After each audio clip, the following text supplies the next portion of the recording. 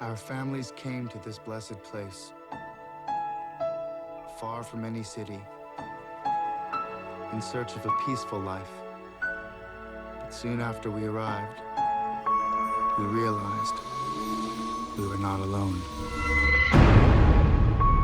We have always had, since the day we settled here, a gentle understanding with the creatures who live beyond our borders.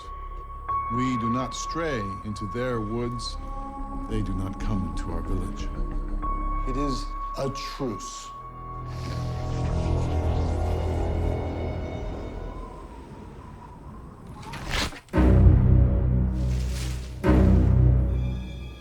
There are marks on the door. I feel they were warning us. Why would they do this? Does anyone here know of a reason?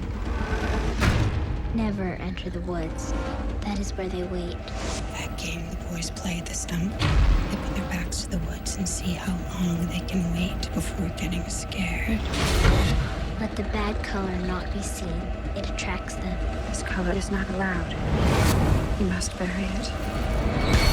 Heed the warning bell, for they are coming. I heard their breathing. It was a dreadful sound. Our days of peace are over. This summer, I asked permission to cross into the Forbidden Woods to get help.